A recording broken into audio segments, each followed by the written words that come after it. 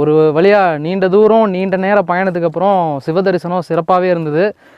எப்பயுமே சொல்லுவாங்கள்ல, மலை ஏறுற வரைக்கும் கஷ்டமாக இருக்கும், ஏறி முடித்தா ரொம்பவே புத்துணர்ச்சியாக இருக்கும் அப்படின்னு சொல்லுவாங்க. அதை நீங்கள் ஃபீல் பண்ணோம். எனக்கு இது ரொம்பவே ஃபஸ்ட் டைமு இந்த மாதிரி ஒரு மலை ஏறுறது. ஏன்னா அதுக்கு முன்னாடி பாறை அந்த படியெல்லாம் செஞ்சு வச்சுருப்பாங்க இல்லையா, அந்த மாதிரி அந்த மலையெல்லாம் ஏறி இருக்கும். ஆனால் இது படியும் இல்லை, ஒன்றும் இல்லை. தாவி மனிதன் குரங்கிலிருந்து பிறந்த மாதிரி அப்படியே தாவி தாவி வந்துட்டோம். ரொம்பவே சிறப்பாக இருந்தது. அதே மாதிரி நம்ம டீம் பற்றியும் சொல்லி ஆகணும். நம்ம டீம் ஒருத்தருக்கு முடியல உட்காரேன் அப்படின்னாலும் இன்னொருத்தர் ஹெல்ப் பண்ணி கரெக்டாக தண்ணி ரொம்பவே கரெக்டாக சிக்கனமாக பயன்படுத்தி ஒரு மாதிரி மேலே வந்திருக்கோம். இங்கே வந்ததுக்கப்புறம் ஒரு மைண்ட் ரொம்ப ரிலாக்ஸ் ஆகிடுச்சு. என்ன கொஞ்சம் கால் வலி அது இருக்குது. ஆனால் அது கொஞ்சம் நேரத்துக்கு அப்புறம் அதுவும் கொஞ்சம் நேரம் உட்காந்துனா போயிடும். அதுக்கப்புறம் நாங்கள் அப்படியே இறங்க ஆரம்பிக்கலாம்.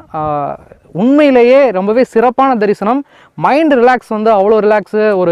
எந்த ஒரு ஸ்ட்ரெஸ்ஸும் இல்லாமல் நம்மளுடைய ரொட்டீன் வாழ்க்கையில் ஒரு ஒர்க்கில் இருக்கிற ஸ்ட்ரெஸ்ஸு ப்ரெஷர் இதெல்லாம் தாண்டி